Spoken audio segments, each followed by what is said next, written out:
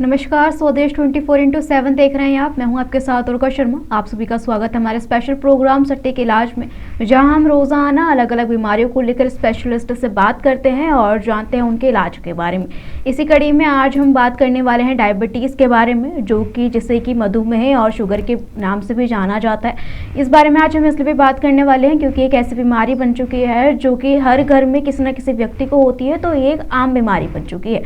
और अगर पूरी दुनिया में देखा जाए तो भारत में इसके सबसे ज़्यादा मरीज देखने को मिलते हैं।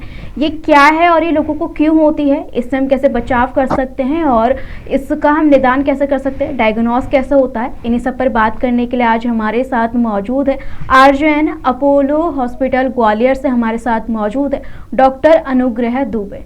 डॉक्टर, आपका बहुत बहुत स्वागत है हमारे स्पेशल प्रोग्राम पर। Thank you madam. और डॉक्टर, सबसे पहले मैं आपसे यही जानना चाहूँगी कि जो डायबिटीज़ है वो क्या है। जैसे कि मैंने कहा कि ये जो बीमारी है आजकल आम बात हो चुकी है, तो ये क्या है और ये जो है इतनी कॉमन बीमारी क्यों होती जा रही है? डायबिटीज को इस तरह से समझें कि जो डायबिटीज है वो मोटे तौर पे दो तरह की है, type 1 diabetes and type 2 diabetes. ऐसे तो और भी उसके प्रकार होते हैं, लेकिन जनरल पब्लिक को समझने के हिसाब से मैं बता रहा हूँ। टाइप 1 डायबिटीज जन्म के साथ आती है, बचपन से आती है। ऐसा बच्चा दुबला पतला होता है, इसका वजन नहीं बढ़ता है और शुरू में ही इसका पता चल जाता है। अपन अस्पताल लेके जाते हैं, शुगर चेक होती, मालूम पड़ जाता है। ऐसे व्यक्ति को अमूमन लाइफ लॉन्ग इंसुलिन थेरेपी की आवश्यकता पड़ती है। जो अपने यहाँ दिक्कत ज्यादा हो रही है इंडिया में, वो है टाइप 2 ज्यादा बढ़ रही है। वो है एक लाइफ स्टाइल डिसऑर्डर है, लाइफ स्टाइल मेटाबॉलिक डिसऑर्डर है। इसमें आजकल की जो जीवन शैली है, इंडस्ट्रियलाइजेशन, अर्बनाइजेशन की बीमारी है, मॉडर्न जमाने की बीमारी है, इसके साथ में वजन बढ़ता है और इंसुलिन रेजिस्टेंस हो जाता है। इंसुलिन ज़्यादा बनाती है बॉडी, उसकी वजह से वेट बढ़ता है, लेकिन इंसुलिन काम नहीं कर पाती, इंसुलिन का रेजिस्टेंस होता है। तो इसमें दवाइयों के द्वारा भी इलाज संभव है। जी बिल्कुल डॉक्टर, आपने बहुत ही जो है सरल भाषा में बताया कि डायबिटीज़ क्या है। ऐसे में जो है लक्षण क्या है इसके, किसी को कैसे पता चलेगा कि उन्हें डायबिटीज़ हो रहा है, तो इनमें क्या क्या लक्षण देखने को मिलते हैं? जैसे मैं एडल्ट्स के लिए बात कर रहा हूँ, बड़े लोगों के लिए बात कर रहा हूँ। तो जैसे अचानक से आपका वजन बढ़ने लगे या वजन अचानक से घटने लगे और आपको ज़्यादा प्यास लगे, ज़्यादा पेशाब जाने की आवश्यकता पड़े, या आपको कोई घाव है जो ठीक नहीं हो रहा है, स्किन पे छोटे छोटे फोड़े फुंसी बार बार बनते हैं, तो इसका मतलब है कि शायद डायबिटीज अपना घर स्टार्ट मतलब बना चुकी है, आपके शरीर में एंटर हो चुकी है। टेस्ट कराने की, डॉक्टर को दिखाने की फिर एक ज़रूरत होती है। जैसे कि आपने कहा कि आपने लक्षण बताया, आपने कहा कि टेस्ट कराने की भी ज़रूरत है, तो इसको जो है डायग्नोस करने का क्या प्रोसेस रहता है और कैसे इसका निदान किया जाता है? डायग्नोसिस जो है उसके ब्लड बेस्ड टेस्ट हैं, जैसे कि खाली पेट शुगर का टेस्ट होता है, जैसे फास्टिंग ग्लूकोज लेवल बोलते हैं। खाना खाने के 2 घंटे बाद वाला टेस्ट होता है, उसे पोस्ट प्रेंडियल ग्लूकोज लेवल बोलते हैं। और टेस्ट होता है जिसका नाम है HbA1c, जो 3 महीने का एक ग्लूकोज का लेवल का एवरेज बताता है। तो जो HbA1c है, जैसे 6.5 के ऊपर होता है तो उसको डायबिटीज कहा जाता है। 5.7 से 6.4 तक होता है तो उसको प्री डायबिटीज कहा जाता है। 5.7 से कम होता है तो उसको नॉर्मल कहा जाता है। जी बिल्कुल डॉक्टर, जैसे कि आपने डायबिटीज़ के बारे में बताया कि प्री डायबिटिक, नॉर्मल डायबिटिक, तो क्या इनके जो आपने टाइप्स बताए, तो क्या इनके लक्षण भी अलग अलग डायबिटीज़ में अलग अलग लक्षण देखने को मिलते हैं, या फिर जो है बाकी सब में सेम जो है लक्षण देखने को मिलते हैं? लक्षण बहुत ज्यादा सटीक आए ऐसा जरूरी नहीं है, इसीलिए टेस्ट की उपयोगिता है। लक्षण क्लासिकल फीचर्स हैं, वो जरूरी नहीं है सब मरीजों में मिले। और आप तो लक्षण के आधार पे किसी को नहीं बोल सकते कि इनको डायबिटीज होगी। लेकिन हाँ, मैंने जैसा बताया, ज़्यादा प्यास लगना, ज़्यादा पेशाब आना, स्किन पे बार-बार इन्फेक्शन होना, घाव का होना, है ना? ये सब जो चीज़ें हैं, ये डायबिटीज़ के वजन का बढ़ जाना या वजन का अचानक से बहुत कम हो जाना, ये डायबिटीज़ देखा गया। तो डॉक्टर, इसका जो इलाज है, जैसे कि कहा जाता है कि इसका प्रॉपर तरीके से इलाज संभव नहीं है, पर जो इसका प्रोसेस रहता है इलाज में वो क्या है, इस बारे में बताइए। नहीं, इलाज संभव है, इलाज संभव क्यों नहीं है? इलाज बिल्कुल इसका है और इसमें दवाइयाँ हैं। दवाइयों के अलावा इसमें लाइफ़स्टाइल मॉडिफ़िकेशन है, खान-पान की आदतों को चेंज करना इसमें शामिल है। और बहुत सारे लोग जिनको डायबिटीज़ ज़्यादा नहीं होती, बॉर्डर पे होती है, जैसे HbA1c 6.5, 6.6 होता है, और वो लाइफस्टाइल मैनेज करना शुरू करते हैं, खान-पान पे ध्यान देते हैं, डेली एक्सरसाइज करते हैं, तो उनकी डायबिटीज़ रेंज में आ जाती है। कई बार उनको दवाई की भी ज़रूरत नहीं पड़ती। दवाई की ज़रूरत जब पड़ेगी जब आप अपना लाइफस्टाइल अच्छे से नहीं रखेंगे, खाने का ध्यान नहीं रखेंगे, जो चीज़ें हाई ग्लाइसेमिक इंडेक्स की चीज़ें हैं वो अपन बहुत सारी खा रहे हैं और हम फिजिकल एक्टिविटी नहीं कर रहे हैं, तो फिर आपको डायबिटीज़ की दवाइयों की भी ज़रूरत पड़ेगी। और फिर भी और किसी की और ज़्यादा इंसुलिन रेजिस्टेंस होता है, वेट और ज़्यादा बढ़ जाता है, तो फिर हो सकता है आपको आगे चल के इंसुलिन की भी आवश्यकता पड़े। ये डिपेंड करता है। मान लीजिए कोई मरीज़ आता है जिसकी डायबिटीज़ कंट्रोल में नहीं है, अब उसका कोई ऑपरेशन होना है, तो उसको डायबिटीज़ कंट्रोल में बिल्कुल स्ट्रिक्ट कंट्रोल में रखनी पड़ेगी। तो हो सकता है कुछ दिन के लिए हम उसको इंसुलिन लगाएँ, कुछ दिन के लिए हम इंसुलिन वाले ट्रीटमेंट पे रखें, ताकि उसकी सटीक बिल्कुल शुगर कंट्रोल रहे, ताकि उसके ऑपरेशन में कोई दिक्कत नहीं आए। तो बीच-बीच में भी कभी इंसुलिन का उपयोग किया जा सकता है, ऐसा कुछ होने पे।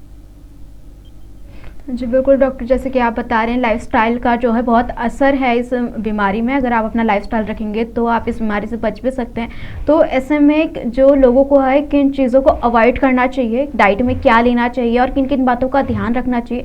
जिसके खाने में हो गया कि हमें क्या अवॉइड करना है, हम किस चीज़ को ज़्यादा प्रेफ़र कर सकते हैं? तो इसमें एक बहुत सिंपल सा टर्म है ग्लाइसेमिक इंडेक्स। आप गूगल पे जाके सर्च कर सकते हैं, जो भी चीज़ आप खाने वाले हैं उसका ग्लाइसेमिक इंडेक्स कितना है। तो मैं ये बोलता हूँ कि जिन चीज़ों का ग्लाइसेमिक इंडेक्स 55 से नीचे है, उन चीज़ों को आपको प्रेफ़रेंस देना चाहिए। 55, 40, 35 ऐसे जो चीज़ें हैं, वो आपको लेना चाहिए। जिन चीज़ों का ग्लाइसेमिक इंडेक्स ज़्यादा है, 55 से ऊपर का है, 60, 70, 80, 90 ऐसी ग्लाइसेमिक इंडेक्स की चीज़ें डायबिटीज़ के मरीजों को नहीं खानी चाहिए या कम से कम खानी चाहिए। ये मैं बता रहा हूँ, जिनको डायबिटीज़ हो चुकी है, उनके लिए ये बात हो रही है। अब जनरल भाषा में हम बोले तो जैसे कि सिंपल शुगर्स हैं, जो अपने टेबल शुगर हो गई, ये सिंपल कार्बोहाइड्रेट्स हो गई, इनको लेने से शुगर की जो लेवल है हमारे ब्लड में तेजी से स्पाइक करता है। तो हमको ऐसी चीज खानी है जिनसे हमारे ब्लड का शुगर एकदम तेजी से स्पाइक ना करे, धीरे धीरे ग्रो करे और धीरे धीरे ही उतर जाए। तो इसलिए हम उनको डाइट की एडवाइस भी देते हैं। और डॉक्टर कहा सलाद जाता खाना है। चाहिए, व्यायाम करना चाहिए, इन चीजों का भी ध्यान रखना चाहिए। जी बिल्कुल डॉक्टर, जैसे कि कहा जाता है कि जिन्हें शुगर होता है उन पर जो है किडनी पर भी इफ़ेक्ट करता है, तो ये कहाँ तक सही है? नहीं, ये बिल्कुल सही बात है। मैं आपको बताऊँ, जैसे अपने अपने देश में डायबिटीज़ के मरीज़ बढ़ रहे हैं। In fact India is called diabetic capital of the world. सबसे ज़्यादा मरीज़ हो रहे हैं और हम लोग चाइना को सरपास कर रहे हैं। जैसे हमने पॉपुलेशन में भी चाइना को पछाड़ दिया है, पीछे छोड़ दिया है। हम दुनिया के नंबर 1 देश बन गए हैं पॉपुलेशन के मामले में, वैसे ही हम मरीज़ों की संख्या के मामले में भी चीन को पीछे छोड़ते जा रहे हैं और मुझे लगता है बहुत जल्दी हम चीन को ओवरटेक कर लेंगे। India is called diabetic capital of the world. बहुत तेज़ी से डायबिटीज़ के मरीज़ यहाँ बढ़ रहे हैं। इसी प्रकार किडनी के मरीज़ भी हमारे यहाँ बहुत तेज़ी से बढ़ रहे हैं। तो किडनी की जो बीमारी होती है, जिसे क्रॉनिक किडनी डिजीज़ या क्रॉनिक रीनल फेलियर जिसे पहले कहा जाता था, उसको अब सीकेडी कहा जाता है। सीकेडी का most common cause is diabetic nephropathy. CKD होने का सबसे सबसे प्रमुख कारण है, नंबर 1 कॉज़ इज़ डायबिटीज़ की वजह से सबसे ज़्यादा किडनी की बीमारी पैदा होती है। दूसरे नंबर पे ब्लड प्रेशर भी है, फिर और इन्फेक्शंस हैं, कुछ जन्मजात किडनी की बीमारियाँ हैं और ऑटो इम्यून किडनी की बीमारियाँ हैं, वो सब बाद में। तो डायबिटीज़ पे अगर हम कंट्रोल नहीं रखेंगे, तो लंबे समय में जाके कॉम्प्लिकेशन होते हैं। उन कॉम्प्लिकेशन का एक हिस्सा किडनी की बीमारी है। इस प्रकार आँखों के पर्दे पे भी असर आता है, जिसको डायबिटिक रेटिनोपैथी कहा जाता है। और भी चीज़ें ऑटो इम्यून और ऑटोनॉमिक नर्वस सिस्टम पे भी असर आता है। पैरों में सिकुड़न, झुनझुनी भी होती है, बीपी कम ज़्यादा होने लगता है, तलवे में तकलीफ़ें होने लगती हैं। ये सब भी एक कॉम्प्लिकेशन ऑफ डायबिटीज़ है। पेरिफेरल न्यूरोपैथी होती है, जो पैरों में मैंने बताया कि जलन हो गई या सुन्नपन होने लगा, झुनझुनी आने लग गई, ये तलवों से स्टार्ट होती है। तो ये भी कॉम्प्लिकेशन ऑफ डायबिटीज़ है। डायबिटिक न्यूरोपैथी बोलते हैं। जी बिल्कुल डॉक्टर, आपने कॉम्प्लिकेशंस के बारे में बताया। अब जैसे कि मैंने कहा कि जो भारत में है, इंडिया में जो है डायबिटीज़ जो एक आम बीमारी होती जा रही है, इसके पीछे की एक जो खास कह सकते हैं कि जो खास वजह है, जो बड़ी वजह है, वो क्या हो सकती है? उसके पीछे की खास वजह मैंने आपको बताया, उसको बोलते हैं इंडस्ट्रियलाइजेशन एंड अर्बनाइजेशन, शहरीकरण और औद्योगिकरण। हम शहर में रहने लग गए। हम लोग पहले गाँव में रहते थे, दिन में हल चलाते थे, खेत में जाके काम करते थे। लेडीज़ जो है वो पानी खींचने जाती थीं, उनको घर के बहुत सारे हाउस होल्ड काम करने पड़ते थे। शारीरिक श्रम बहुत था, अब शारीरिक श्रम बहुत कम है। तो शहर आप एक कमरे के अंदर सीमित हो गए हैं, उसी कमरे में फ्रिज है, वहीं आपका टीवी है, वहीं आप बैठे हुए हैं, तो फिर आपका तो कुछ भी एक्सरसाइज़ नहीं हो रहा। तो इस तरह से धीरे-धीरे करके आपका इंसुलिन रेजिस्टेंस डेवलप होने लग जाता है और वेट गेन होने लग जाता है। इसलिए टाइप 2 डायबिटीज़ के लिए मेटाबॉलिक कंडीशन है, उसके लिए एक ये कारण होता है। इसके अलावा कुछ जेनेटिक फीचर्स भी हैं। एक हेप्टिक जीन्स होते हैं, उसकी वजह भी बताई गई है, कई रिसर्च के मामलों में बताया गया है कि जो हमारी पॉपुलेशन है साउथ एशियन पॉपुलेशन, तो इसमें भी हेप्टिक जीन्स होते हैं, उसकी वजह से भी थोड़ा-सा प्रोन होते हैं हम लोग डायबिटीज़ होने के लिए। हमारी आनुवांशिकी भी इस तरह की है जो डायबिटीज़ को होने के लिए फ़ेवर करती है।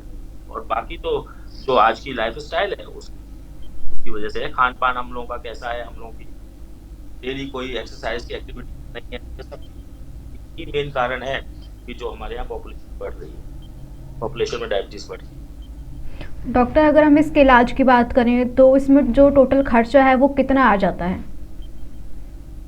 किस इलाज की बात कर रहे हैं? सिर्फ़ डायबिटीज़ की डायबिटीज़ या कोई अगर कोई जिसको डायबिटीज़ हो जाता है, अगर वो अपना इलाज शुरू करे, जैसे कि आपने कहा कि दवाइयाँ भी चलती हैं, कुछ को ज़्यादा ध्यान नहीं देने की ज़रूरत पड़ती, कुछ-कुछ बातें ध्यान रखनी होती है। ऐसे में क्राइटेरिया क्या रहता है? ओवरऑल अगर हम दर्शकों को बताना चाहें तो कितना एक्सपेंस, कितना खर्चा हो जाता है इस इलाज में? इलाज तो कोई बहुत महँगा नहीं है डायबिटीज़ का और हमारे सारे डिस्ट्रिक्ट हॉस्पिटल्स में, मेडिकल कॉलेज के हॉस्पिटल्स में, सब जगह पे ये दवाइयाँ फ्री में अवेलेबल हैं और इसके अलावा जेनेरिक मेडिसिन शॉप्स होती हैं, वहाँ पे भी कम मूल्य में भी ये सब दवाइयाँ अवेलेबल हैं। बहुत ज़्यादा खर्चा इसका नहीं है। हाँ जी डॉक्टर, आपका धन्यवाद तमाम जानकारी के लिए कि आपने इतनी सारी जानकारी दर्शकों के साथ शेयर की और बहुत ही आसान भाषा में जो है दर्शकों को डायबिटीज़ के बारे में बताया। दर्शकों, आज के हमारे स्पेशल प्रोग्राम में बस इतना ही। खबरों के लिए बने रहिए स्वदेश 24x7 के साथ।